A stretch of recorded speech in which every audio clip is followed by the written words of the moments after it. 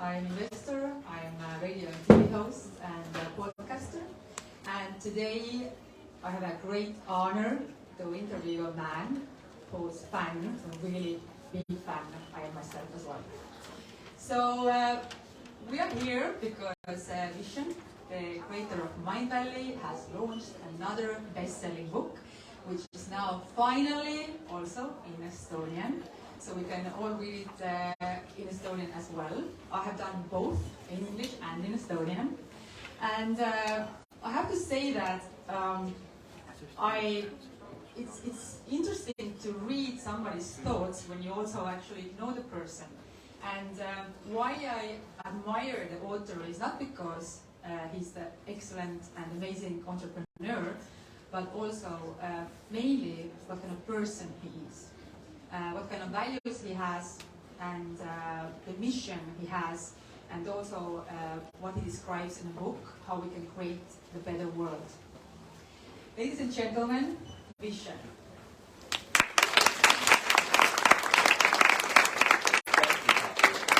Thank you guys for showing up. I wasn't expecting this many people, so I'm slightly intimidated. You also have to take the mic. Can you guys hear me? Yes. If I don't use the mic, can you still hear me? Yes. Perfect. Should we not use the mic then? Should we use it or not? Does this sound better? Yes. Yes. Okay, we take the mic. Okay, we take the mic. Vishen, I have a serious fangirl moment, so I'm very, very excited. You know me. We were hanging out in LA last week. I know Stop you. pretending. I'm not pretending.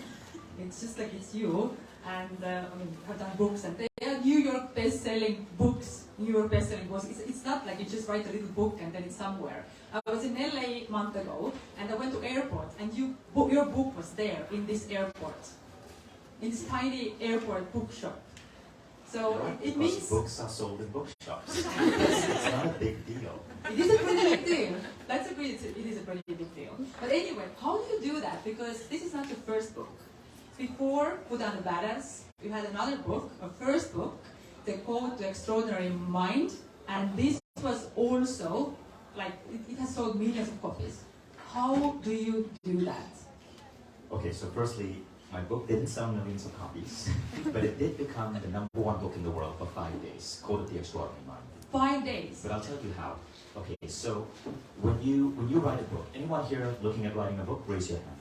Or Instagram captions, or writing a blog post, right? If you're a writer, there's a certain style, pattern that you can use that gets people to want to keep reading.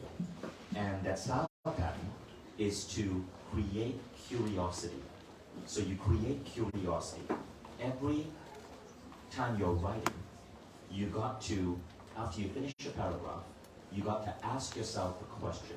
And the question you want to ask yourself is, who the F cares? And then you got to address that question in the next paragraph. Then you got to ask yourself again, who the F cares? Then you got to address that question. Okay, so this is called the slippery slope technique of writing.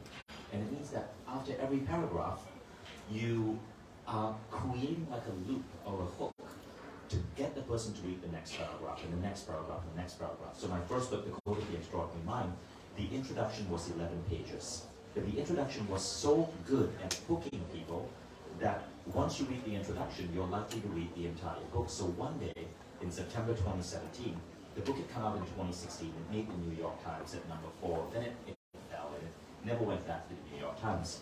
But one day in 2017, Amazon picked the book for its book club. So there's the book club apparently on Amazon Prime, and every month they put up 1,000 books in the book club. And all of the Amazon Prime users get to read these books for free.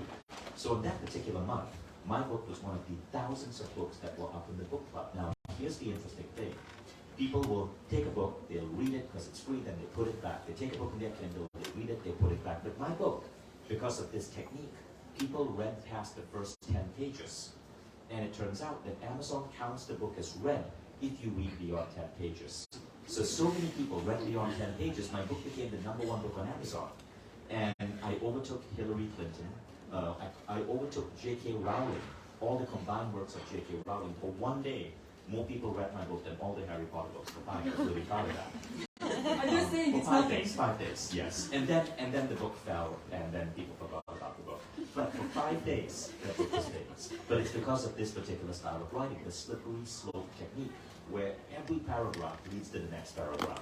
So I had 5 days of fame, and then 5 years of total obscurity. Vishen, you have another book now, Buddha and the Badass. And my question is, you said that it's important to ask yourself, who the F cares? So who the F should care about this book? Frankly, I don't know. Right? I wrote this because there were so many ideas I wanted to get out to the world. But let me tell you what this book is really about. This book is about bringing spirituality into the workplace. But I can't just go out there and say, bring spirituality into the workplace, because some people are going to be turned off by that. They think I'm talking about dragging giant crystals into your workplace. No. I'm talking about spiritual practices that come from philosophy, science, ancient practices that have been validated, that actually cause a boost in productivity, output, creativity, inspiration, and all of the other stuff that actually make you better at work. And so that's really what this book is about. Vishen, I have to tell you that I was honestly a little bit skeptical, because for me, I'm more like the badass part, right? So that there's not so much Buddha in me.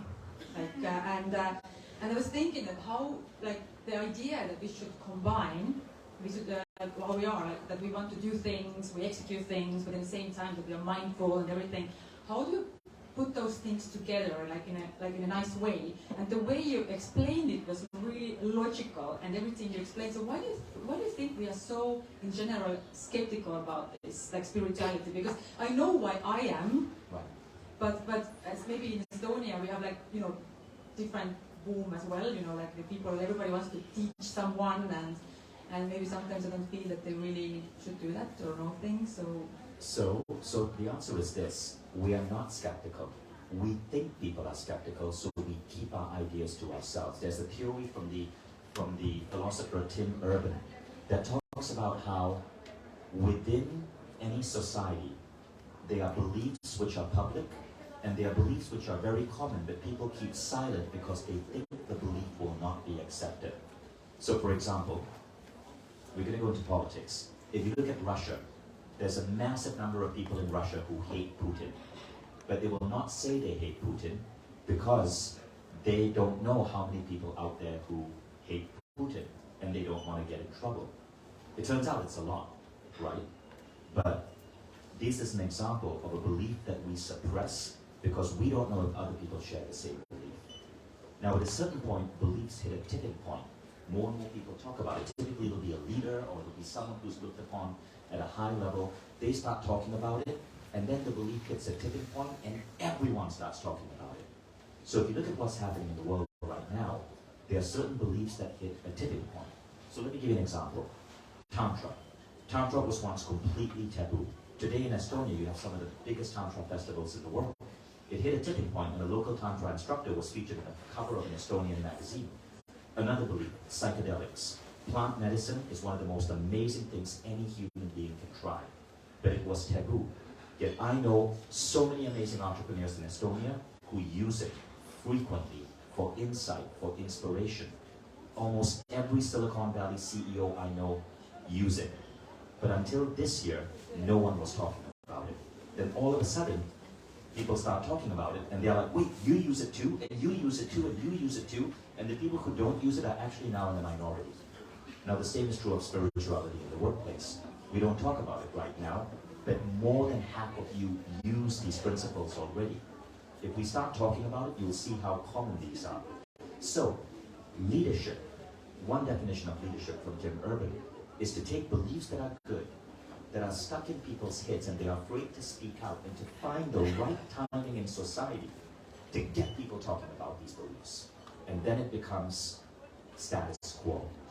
Now, if you try too early, you will be demolished. So, for example, I know a guy who started talking about psychedelics in 2010, too early. He got demolished, and he, as a psychologist, lost his career. But 7 years later, there were other psychologists, therapists who were talking about psychedelics, and they've become super famous. So it's about finding that right time, and I felt the right time to bring spirituality and talk about these components in the workplace was right now, because new studies are emerging from Harvard, new surveys from Gallup that show that many of the practices in this book that we once considered fluffy can actually cause huge increases in revenue and productivity. Vishen, that's like has been my personal issue a little bit because I'm fully like a science girl, and sometimes I feel that some things that people recommend or spiritual people sometimes don't resonate so much with me. And you just referred to like a lot of researches and everything. So, for example, me, as I'm more like I'm not too spiritual today. So, what would be the first steps maybe then that if I would like to incorporate this to my life, like the baby steps, that would be something that would feel safe and I don't want to go like on other side totally. Okay, so the first thing about spirituality is, if we use that word, everyone here is confused. Can I get a volunteer? I want 4 people to raise up their hand. Okay, stand up. 4 people, stand up. Okay, now I'm going to ask each of you, so we have 3. Okay, and the lady at the back. Perfect, we have 4 people. Okay. I want each of you to state one thing that you consider spiritual. Let's start with you, sir. Okay, I'll give you a mic. One thing. One thing about spiritual, it's trust. Trust. Okay, so you consider trust spiritual, okay? Purpose in life. Purpose spiritual. Yeah. Cats and wine. Cats and wine spiritual. Everything we do in life, every step. Every step, so life is spiritual. Gratitude, compassion. Okay, gratitude is spiritual. Thank you guys. Sit down. You just helped me illustrate our point. From gratitude to everything in life, to cats, to wine, all of that is spiritual. So really, what the hell are we talking about? Okay, so let's look at a better definition of spirituality. So this comes from, again, a philosopher, Ken Wilber. I like to use philosophers because they do all the thinking for you, then you just quote them and, you save time. So Ken Wilber says there are 2 types of spirituality. There is pre-rational and post-rational spirituality. So pre-rational spirituality is spirituality before the industrial age and the age of science. So when the Bible talks about the burning bush, when religious books talk about magical thinking, that's pre-rational spirituality. Today we often call it mythology. When the ancient Greeks talked about Zeus tossing thunderbolts at people he didn't like, that was pre-rational spirituality or magical thinking. But it was still spirituality.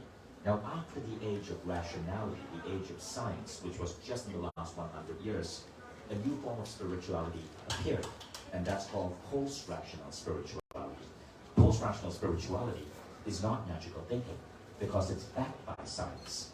So, when you meditate, and science shows that your telomere length increases, and your longevity goes up, that's science backing spirituality. When you go on a psychedelic experience, say through mushrooms or ayahuasca, and you suddenly feel a connection to God, and millions of people report the same connection, and science study these people and find that they lose fear of death, that their neuroplasticity changes, that stress resilience goes up, that happiness levels goes up. These are real changes in the brain. That's post-rational spirituality. Likewise, gratitude. Gratitude has been studied by science, and they have found that it actually causes you to sleep better at night, reduce back pain, become more resistant to stress, reduce anxiety. It is the human characteristic highest correlated with well-being. Cats. Cats are evil. I'm a dog person. But the point is, post-rational spirituality is backed by science. Now, everything I talk about in this book is post-rational spirituality. I don't know if crystals work. Estonians friends give me crystals all the time. They tell me to rub it, put it on my chest, whatever. I don't know if it works, but I do it because it's fun. But there's no science for that, so that's not in the book. But there is science for the things I talk about. So let me give you a simple example. I think appreciation is spiritual. Okay, appreciation. So what this means is appreciating your life, which is gratitude, which you said, but appreciating other people is also a form of gratitude. Appreciating your kids, of gratitude, appreciating your husband. I believe that's one of the most spiritual things you can do, and I believe that it changes things. So in this book, there's a case study by Sean Aker, who's a Harvard psychologist. So Sean Aker went to a company in, I think it was in Nebraska, and he told the CEO of this company, so this company was called First National, they did insurance, the CEO's name was Barker, something Barker. So he told the CEO, I want to give you an exercise that will change the culture of your company. And the CEO was a numbers guy, Gary Baker. Gary Baker didn't believe in these weird, fluffy cultural exercises. So Gary said, okay, like, I don't know if it's going to work, but I'll do it anyway. Tell me, what do I need to do? So Sean Aker said, I want you to do an experiment. All your employees, when they come to work, if their work starts at 9 o'clock, have them not do anything for the first 2 minutes, except this one thing. Take out your iPhone, set a timer for 2 minutes on your iPhone, and then put my iPhone. It's not a code, it's a portal of love, Vishen. We're going to come to that. So take out your iPhone, 2 minutes, and then in 2 minutes, write an email of appreciation to another person you work with, or leave them a voicemail on WhatsApp, or leave them a message on Slack. That's it, just 2 minutes. So Gary Baker didn't believe in it, but he tried it anyway. He had everyone in the company do 2 minutes of appreciation. Now here's what happened. In 18 months, the company, which was stagnant, went from 650 million to 950 million. That's almost a 50% increase in revenue. The number of people applying to join the company went up 270%. Their culture changed so dynamically, Google flew down to see what was going on. All because of this simple 2-minute protocol. So this is actually one of the most important practices that I share in that book. So we implemented this at Mind Valley as well. We have a little application where people get to send little notes of appreciation to each other. It makes a huge difference in culture. But this is what we mean by spirituality in the workplace. It's the things that we don't often think about. But if we bring into the workplace, they actually change output and productivity. And we see the signs across the board in all cultures, all countries.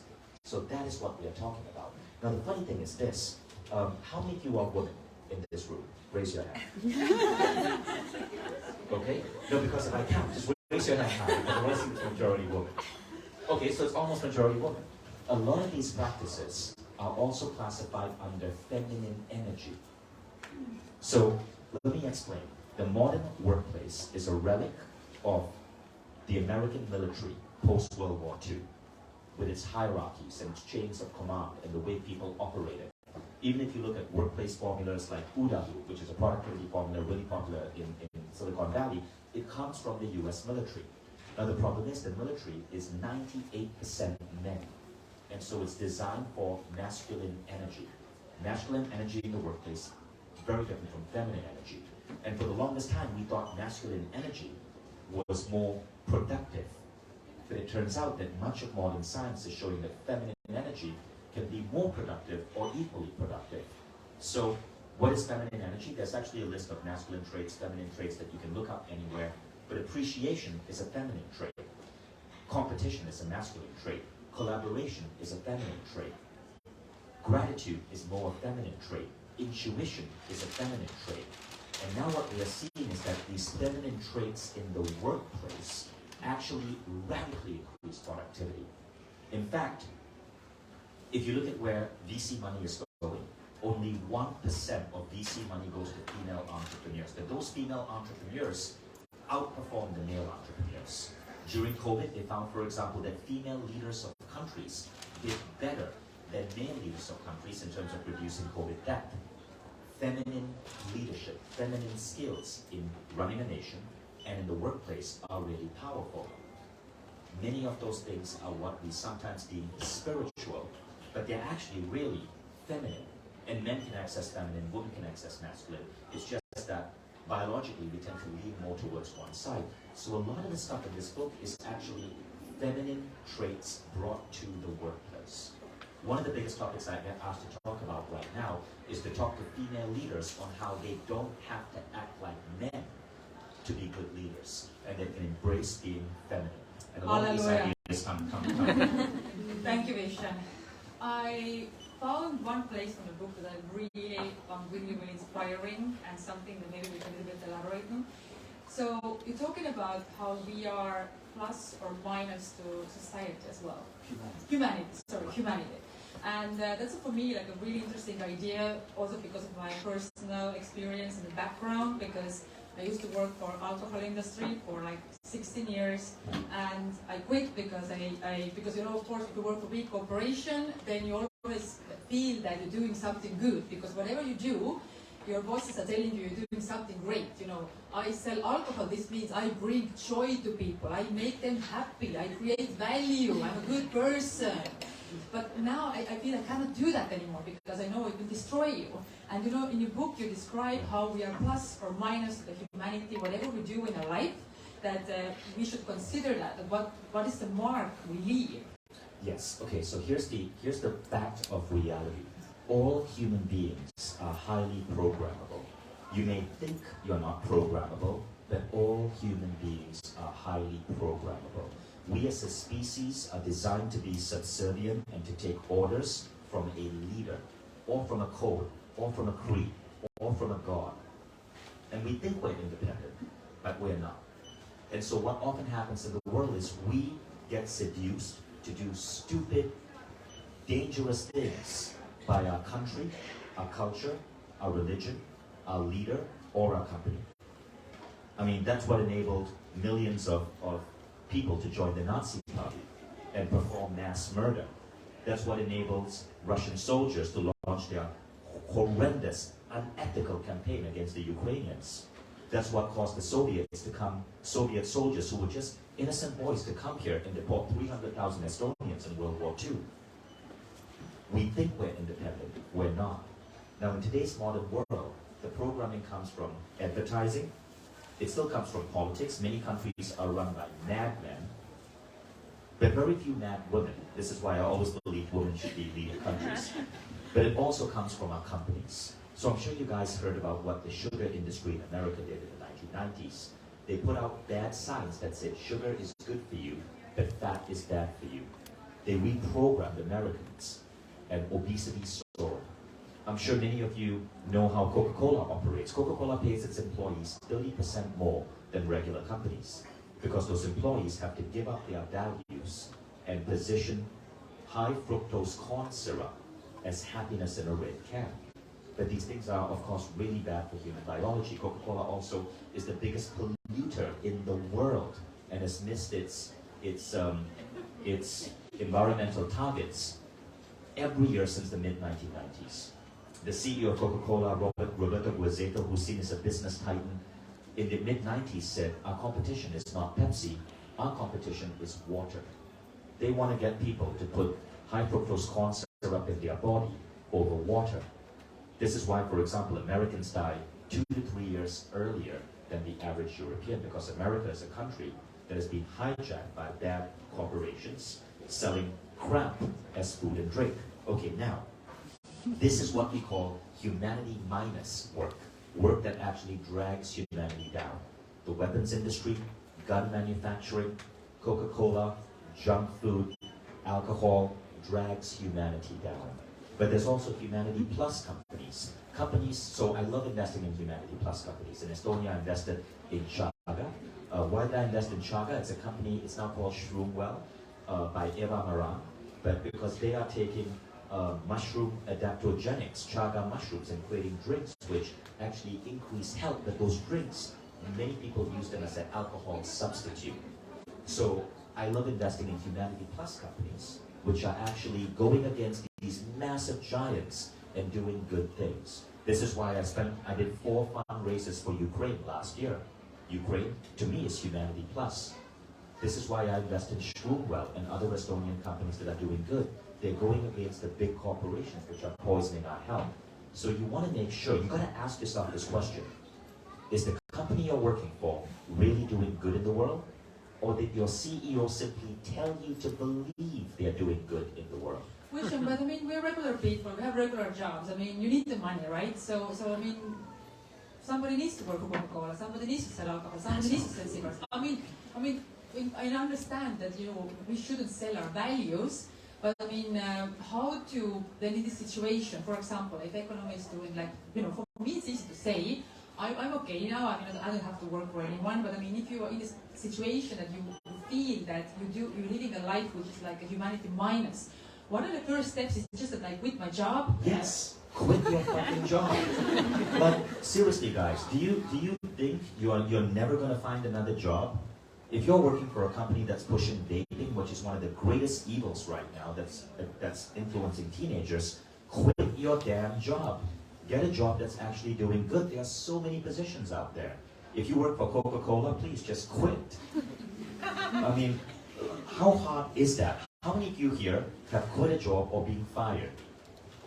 Raise your hand. You've quit a job, you've been fired, you've changed jobs. Raise your hand higher. Okay? Now let me ask you a question. When you quit your job, did you die? You're still alive. Most of you. Some of you are just non-expensive. So it's not that hard to do. And that's something I advocate in this book. Quit your damn job if your job is humanity minus. But you know, Vishen, sometimes we don't understand that we are humanity minus, or for ourselves. Because that's the biggest problem. Because you know, sometimes people that have the strongest opinion, sometimes they think that they're doing good, but they don't really do good to the world. I mean, how do you even know that your opinion on your values are on the minus or plus side? I mean, well, science tells you. It's so obvious. Science tells you. Does science say cigarettes are bad? Yes, it does. And that's why right now, I mean, how many of you here would take a job if British American Tobacco asked you to come and join their marketing department to make cigarettes more available to people? How many of you would do that if they increase your current salary by 50%? Honestly, would you do that? 50%. 50%, yeah. Would you do that? Most people wouldn't, right? Because you don't want to. That's because cigarettes, which used to be considered okay in the 1960s and 70s, right now, there's so much evidence on how bad this is. We're going to see the evidence for other things as well. We're going to see the evidence for high fructose corn syrup sodas. We're going to see the evidence for putting ex-KGBs as your leaders, like Lukashenko and Putin. And so we got to rebel against these people. So you believe that if we all actually do those right steps, then actually we all together change the world?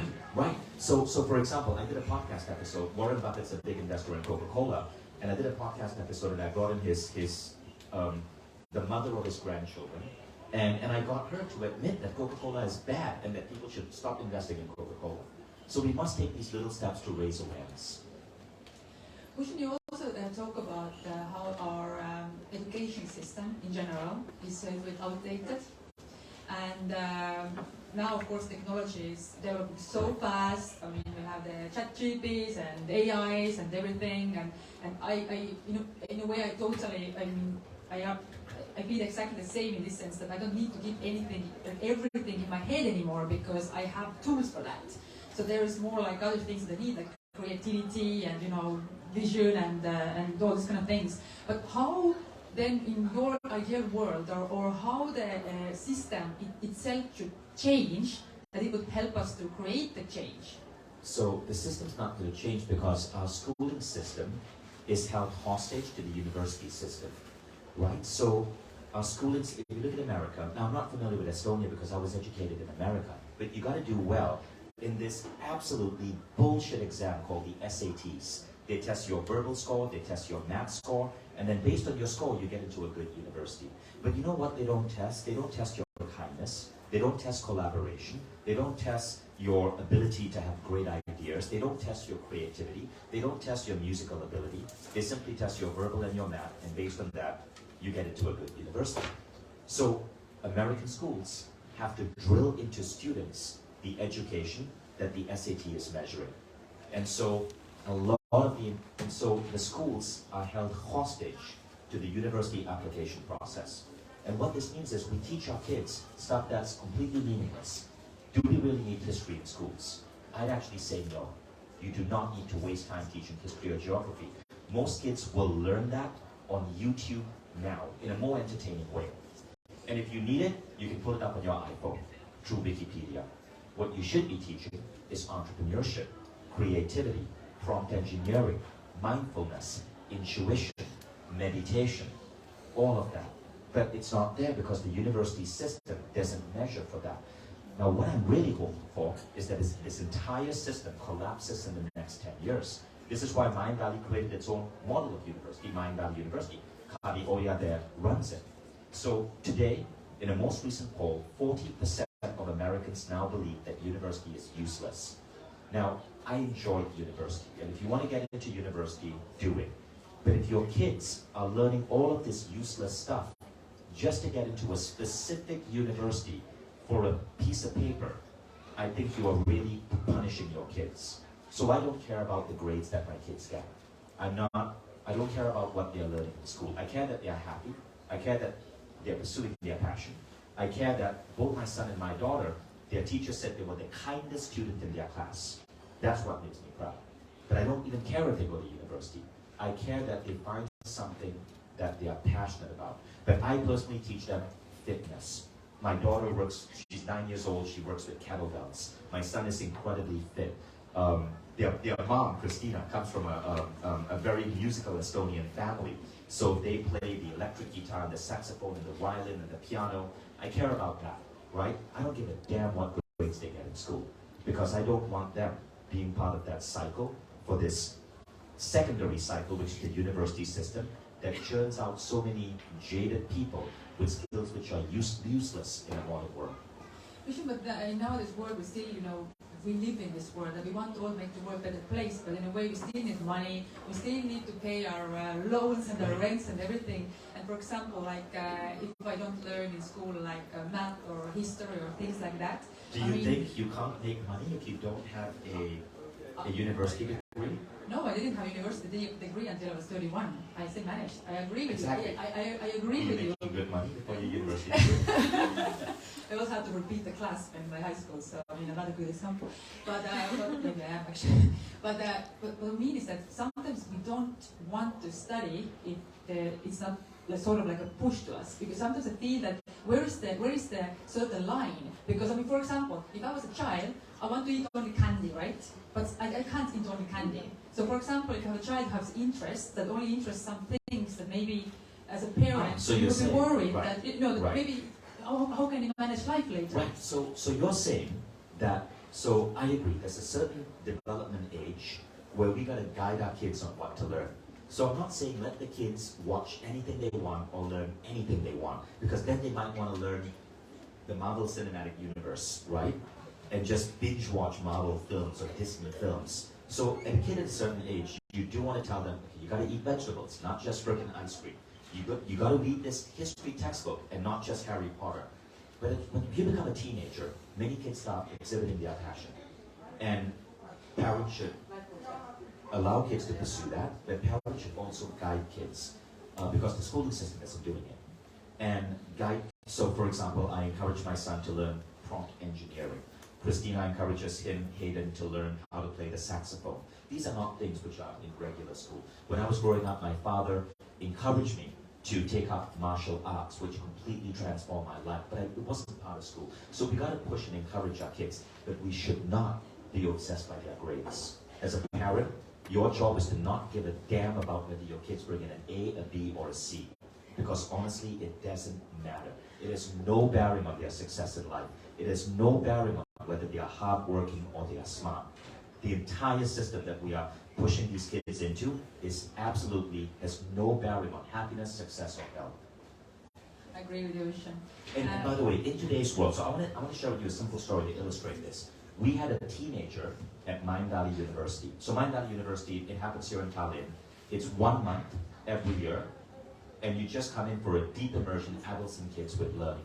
We had a teenager who came to one of the university programs, and the educator asked him, what do you dream of doing? And he said, I'm a great artist. I want to start a t-shirt company.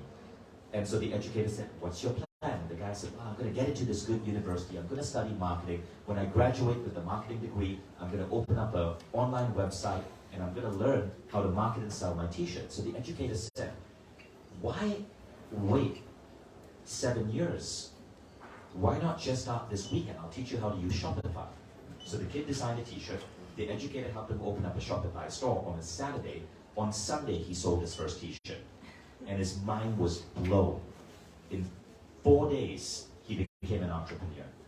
Now, he still decided to go to university, but he learned an important lesson. He didn't have to wait. He could make money now. He said, I'm still going to go to university because I think it's going to be fun, but I'm going to pay for my own university. I don't have to rely on my dad. So if we can change the paradigm of how kids look at this and not see that you got to do step A, then step B, then step C in this bullshit concept that keeps you so chained, I think we're doing greater justice for our kids. What kind of world would you like to give to your kids and your grandkids? I mean, the vision itself, I mean, what you write in your books and I mean, if you think about Mind Valley and the courses you have and everything, the ideal world, I mean, what we just have discussed, the education system or how it should be not only like so structured only, but also like spiritual, based on science, of course. What is the vision in this? How the world and how your ideal world would then look like? Estonia. Yes, for example. So let me tell you why. I'm not just saying that to suck up to you guys, right? So I lived in America, I lived in Asia, now I live in Estonia. And my kids are Estonian because their mom, Christina, who's my friend and ex-wife, is Estonian. They grew up speaking Estonian as their first language. A couple of things I really like about Estonia. One of the things is that it's clean. It's clean air, it's environmentally friendly, the food you eat here is healthy, the people are kind. It has a highest number of entrepreneurs per capita, highly creative. This is great, but this is not the greater world. In Malaysia, we didn't have this. We had polluted air, really polluted. You are coughing every summer when the rainforests catch fire. In America, really awful food. Every time I go to America, I put on 1 kilogram a week because the food is filled with toxins. It just doesn't react to my body. Environmental, in Asia, I hate to say it, but there's no respect for the environment. The rainforests of Malaysia are 20 million years old, but they're being cut down at this crazy rate. But in Estonia, I see this balance. So I don't think we need to create an ideal world. I think we've actually taken massive leaps forward. Look at where Estonia came since 1991 to where you are today, and I think Estonian people need to be really proud. I'm super proud that my kids are Estonian. I want them to grow up speaking the language, even though I sadly don't, because I'm past that age where I can learn the language. But I think we're already living in a great world. There are just a couple of tweaks that we can make so that we don't get trapped in the rat race, we don't burn ourselves out, we don't get trapped working for humanity minus companies, we don't vote for the wrong people. I think, and that's what really these books are about. It's not to make the world crazy better, because we are already progressing so much as a species. I'm so hopeful. It's to make those little tiny tweaks so our individual lives can be richer and better. One part that I really liked in your book was also when you talked about the personal identity, that what kind of people we are. So we all have our dreams and goals and what we want to do in our life, but the idea that maybe instead of just thinking about our targets, we should just think that what kind of person I want to be, and then do these kind of things what this person would do, and sort of even we can always reinvent ourselves. So this part was for me a really, really inspiring, and I feel that if you think about your identity or what kind of person you are, do you feel that this is something we can really change? Because you have told a lot how you used to be before and how you started Mind Valley and everything. But as a person, do you think that you are you a different person now than you were 20 years ago? Are you just a little bit tweaked? I'm a different person every week, because every week I'm learning and growing. Right, one of my favorite quotes, and I don't know who wrote it, but I saw it in an Instagram post somewhere, is grow so fast that your friends who haven't kept in touch have to get to know you all over again. And so I grow every week, because every week I'm reading, I'm learning, I'm doing Mind Valley programs every week. If you have to take one idea from this book, what is most dear to you or most important from the Buddha and the Badass, just one. What would be the main sort of a key piece? What, if we read the book, that we should sort of really think about this? Or sort of close the book for a second and think about it. So it's an idea in the final chapter 9. And I say that so all of you have to read chapter 1 to 8. You can't get out of it. That's a good marketing vision. But I also really loved what you said before about how you appreciate Estonia, and that we can, of course, improve, but the ideal world is similar to Estonia. Estonia is pretty damn good for a country. You guys should be proud. I don't know what you guys are doing, but just keep doing it. Don't mess it up. You also organize Mindvalley universities in Estonia, and I was happy to participate last year. It was a 3-week seminar. We had 80 plus different countries where people were participating, like 1,500 people, etc. So you're also doing like amazing marketing for Estonia globally. So I have just noticed that it's just that because of you, so many other people in the world know about Estonia. So what kind of people you would like to invite more here? Is it totally something that, I mean, is there like a certain type that you would like to get more here to sort of like be more Estonian-like, or something that we need, some like element, something that will maybe make us better? Wait, you're asking me if there are certain people we should bring to Estonia No. to make Estonians better? No. I mean, it's something that you have been Estonian quite many years now.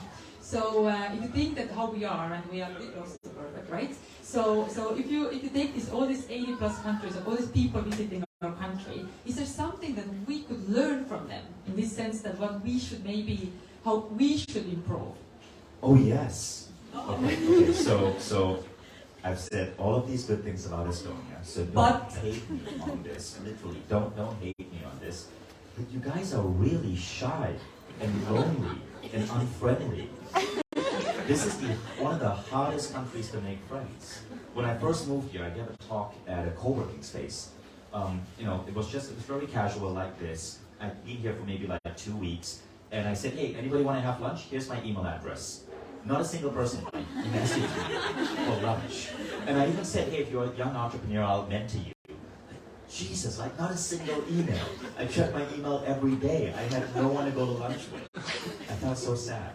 So Estonians are really hard to, and everyone I know says this, expats who come here, and I understand why, right? Estonians it takes a while to get to know an Estonian. You guys are like cats. You guys are not like dogs.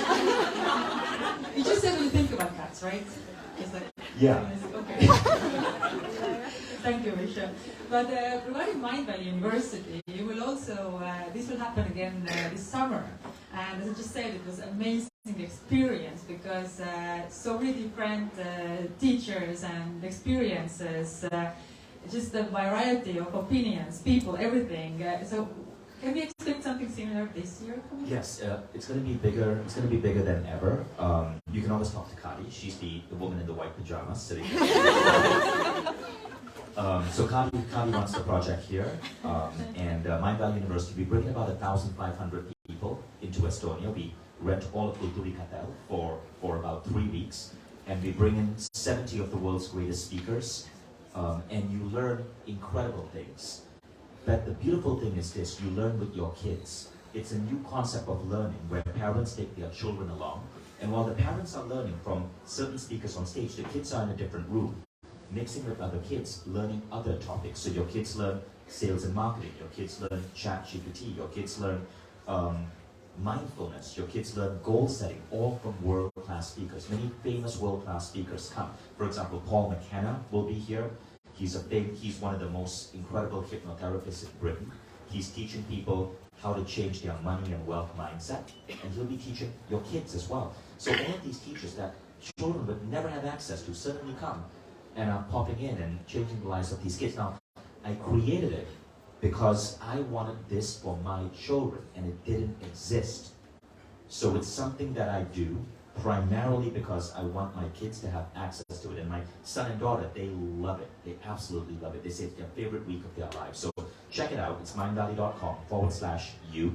This year, we are also having a big focus on AI. 3 days of the most incredible training on how to bring AI into your life so you double and triple your productivity in everything you do. Sorry, don't you think that AI might be also a bad thing, like for propaganda, for everything? So, Of course, yeah. Like, Yeah, AI, there's a dark side to AI, it's a good thing then. but, well, to say is AI a good thing or a bad thing is like saying, is the printing press a good thing or a bad thing? It's like saying, is the car a good thing or a bad thing? Cars are a bad thing if you drink alcohol, you get in a car and you go speeding down the highway. Cars are a bad thing if you have a gas guzzling car. Cars are a good thing if you're an environmentally friendly car. You're using it responsibly to get from point A or B or to transport goods. It's how you use it. It's the same with AI. We're not teaching you how to use AI to do mass disinformation campaigns, but we are teaching you how to use AI to improve productivity, creativity, output, create art, create music, create great works of writing. And what you said is a really good idea. Kani, we should absolutely have a class there on how to look at the dark side of AI and be cognizant of it so we don't fall for disinformation through AI. The biggest negative use of AI right now is disinformation. It's getting you to vote for the wrong person. That, in fact, is how Brexit happened. It was because of AI. And that is how Trump won the US election. It was because of AI. The AI algorithms that influence the social media that you see and was directly showing certain voters misinformation to get them to vote for Brexit and Trump, both of which were really humanity minus. We take questions in a few minutes, but regarding Mindvalley Summer University this summer, we also have a special offer for you. So there will be in the screen, there is a QR code. So the Mindvalley University itself, it's going to be 3 weeks. But you can buy the 1 week ticket with almost minus 20% discount. So you can, I don't know, the QR code maybe we can show the screen as well. We're going to show the video as well. Oh, okay, a video, okay. But if you're gonna go, I'd suggest just go for 3 weeks. I don't think the price difference is really great because if you go for 1 week, you're not gonna want to leave.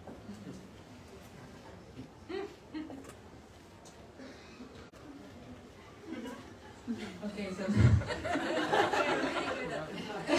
You guys recognize that city? By the way, that's my daughter Eve, and that's my son Hayden.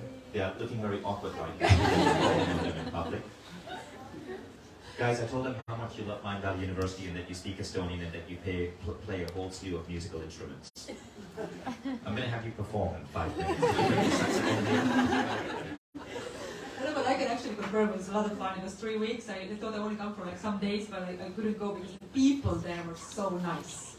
Not only the program, but also the people you meet there from different countries. Everybody's like the good people. Yeah, because if you're Estonian and you're so shy and reserved, and somebody just comes up to you and go hi, you're like, wow, he's so nice. The bar is really low if you're Estonian. But they actually were nice. They're super friendly because they have all of these like friendlier cultures like Latin Americans, other Europeans outside Estonia. But again, like a really, really big advertisement for our country. So for this, like a special thanks to you because honestly, I think you're the best like sort of marketing project or person or like branding our country right now globally. So happy that you decided to place here. Thank you so much. I don't know if we get the video or we should just. Oh, okay, but then maybe we can take a few questions. Yes, what do you sure. think? So just like raise your hand, and if you have a really loud voice, then you can just speak without a mic, or if you don't, I can give you the mic. Just, I mean, he's there, so please ask questions. Yes. Right. Do you want the mic, or you have a loud voice? I don't know, maybe I I'll do try. have a loud voice. I can hear you. Yeah, no worries. Cool. So, my question is actually related to yours, Katri, because you took my question kind of away, so I'll just rephrase it. How So, naughty of you. You stole her I question. know! Yeah. I'm so sorry! yeah, we're connected probably somehow, but anyway. You asked about the vision has for the society at large, whether it's in Estonia or elsewhere. But I just want to ask, like, you have to have a vision where you contribute to, like, what would that be? Like, what is your reason? My vision, or what I suggest as a global vision? Maybe for Estonians, your vision, For Estonia? where you also contribute.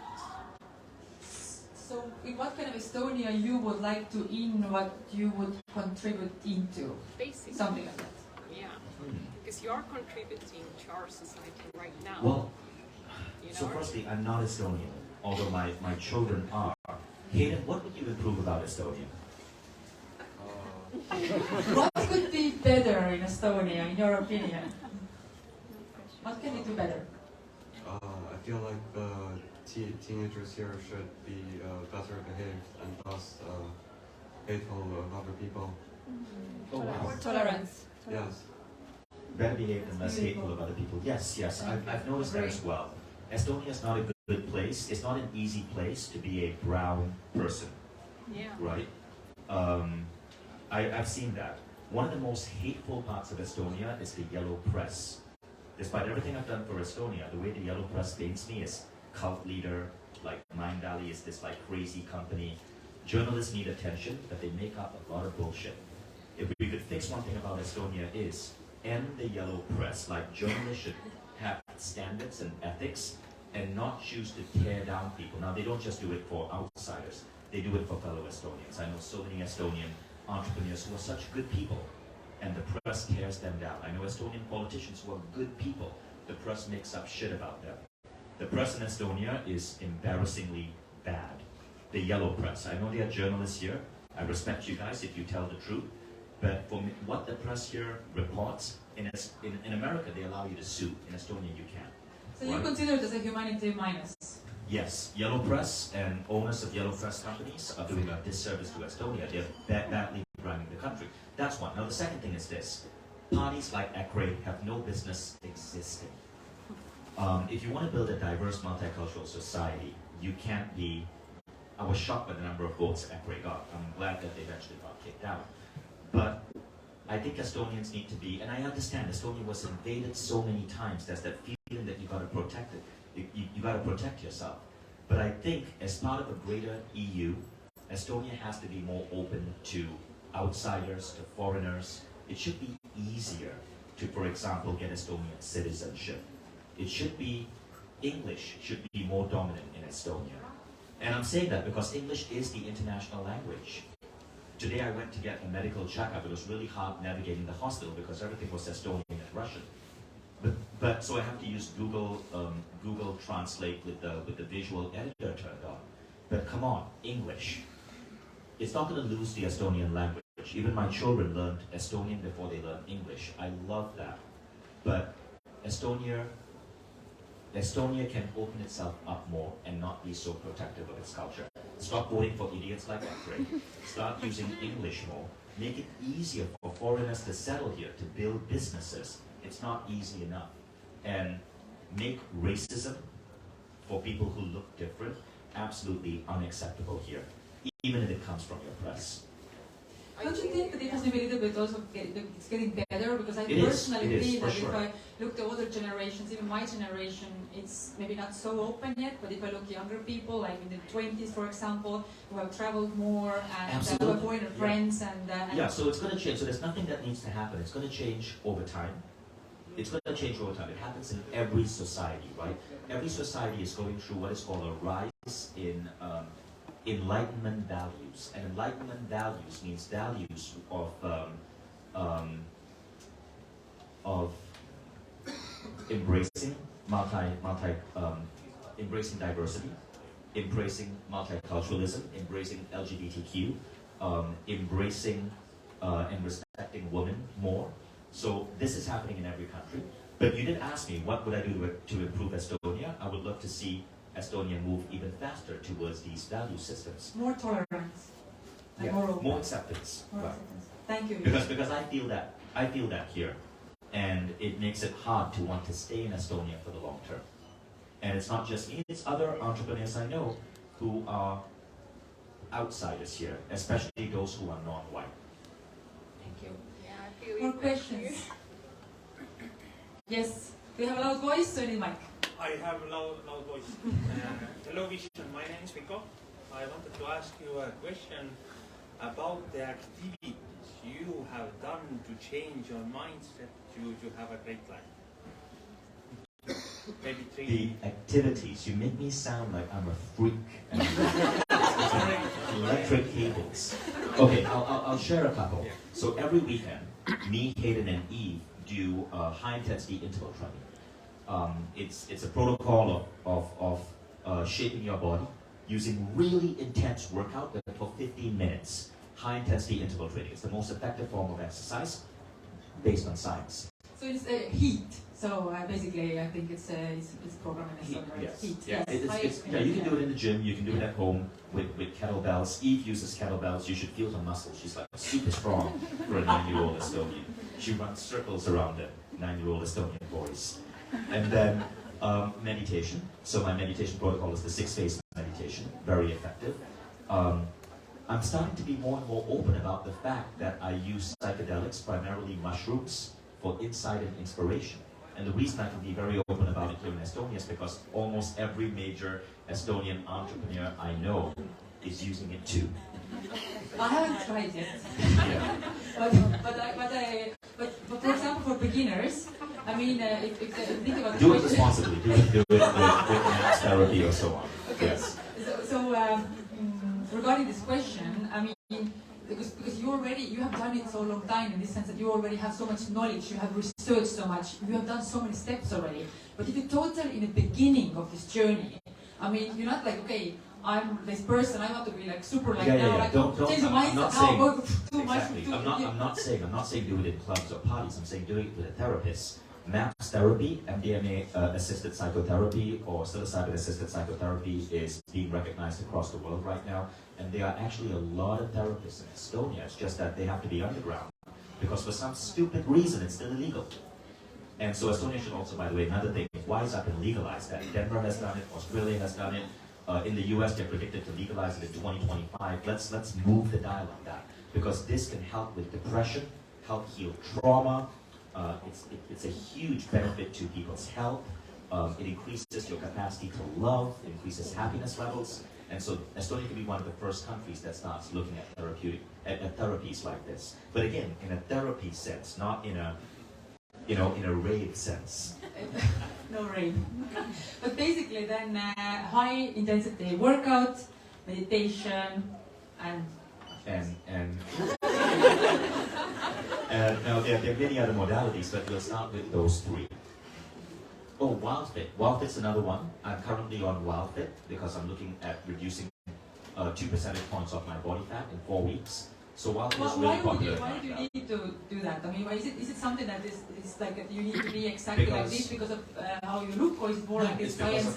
It's because of health. It's because if you reduce body fat, your brain power goes up, your focus goes up, your energy goes up.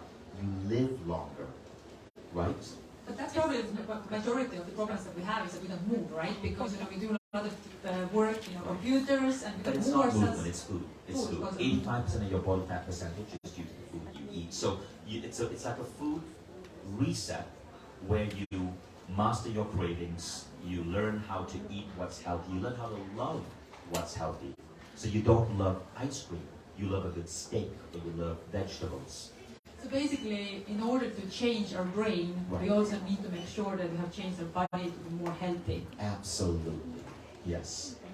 Thank you, Vishen. More questions, please? Yes. Hello, Vishen. I will give you a mic. Hello, Vishen. Hello, everyone. I have one question. I was just smiling because I was trying to imagine if there was a yellow press journalist here, what they would write about this. Cult leader tells everyone in Estonia to do drugs. Please don't do that. I'm not trying to give you ideas, journalist. What is your first profession? My first profession? I worked as a photographer. That was my first profession. I worked as an actor. And then I worked as a computer engineer. Thank you very much. Okay. More questions? Can we take 2 more? How are we time? Okay, there. Okay, loud voice or mic? Loud voice. Okay. So, you've done an amazing job for adults to undo the things that happen from our childhood. What is your initiative to start the younger guys? You have it in mind, Valley University. Are you going to open up, like for me, with 2 teams who I know what I would love to teach them, but they're not going to listen. But they will be with other groups of kids, listening, being open to the ideas, sharing about mindfulness, meditation, kindness. Are you going to start to create something to support teenagers? Yes. So we can. The issue is money, right? Now, the reason why it's harder to go there is because schools are typically government funded. And to build something that can be going into schools, you need a government to come to you, give you the money, and then you can build. Until we get a government that is enlightened enough to want to bring Mindvalley into schools, it is a very expensive proposition to do it because we're a private company. So Mindvalley University is the experiment that we do that actually does give my kids exposure to all of these ideas. I was actually teaching teachers yesterday in the international school I see. about neurodiversity and understanding what you do in the past. So would you be open to have a talk with government officials, businesses, Of course, yes. schools? Yeah, if they are serious about it, then I'm happy to have a talk with them, and we're happy to do what we can to bring Mindvalley to schools. So Okay, I see. I would just continue from here. What about Mindvalley app for teens? We already have teenage programs on our app. We actually have several. Well, we have, I think, 3 or 4 programs for teens on our current app. But we don't need to build a separate app for teens. Oh, question. But like, example, if you were like an orphanage kids and you have rich parents who can pay or I don't know, whatever, is it universities? What about that? What about what? Can they like participate in these programs and stuff? So you're asking if kids that don't have money can Or like participate? orphanage kids or something Oh like yeah, that? yeah. I think last year we got like 200 scholarships to Mindvalley Like in University. Estonia too? Or? It is in Estonia. The whole project is only in Estonia Okay. for now. So you can always talk to Kadi about that, right? Kadi, you want to just stand up and wave to the audience so people know who you are? So Kadi's a brilliant, brilliant person. She is running the project. Cool. She's Estonian, so she's quiet and shy, but she'll answer your questions if you talk to her. And there's no hand there, yes. Yes, hello Vishen. Are you more Buddha or more badass? It depends on the time of the morning. Before I have my first cup of coffee, I'm a total asshole. I need caffeine.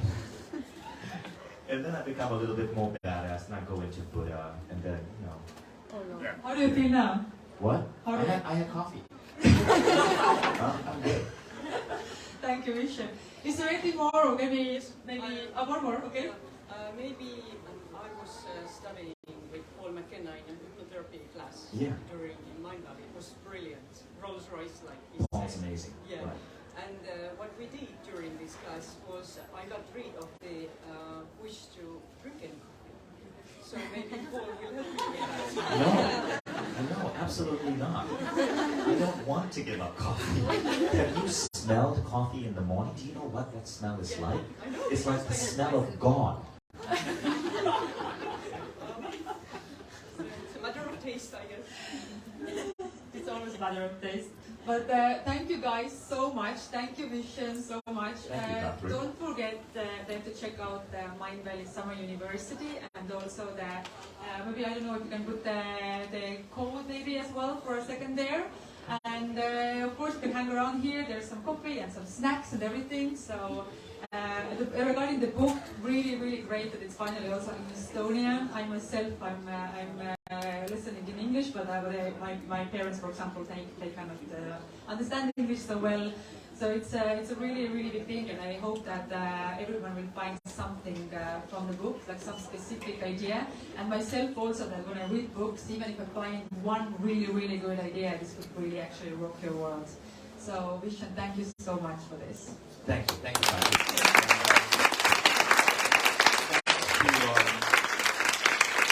Thanks to all of you who showed up. Thank you, I appreciate you guys. Thank you. And Vishen will give you books maybe as well. So if somebody would like to get the book with a signature, then it's a good time for that.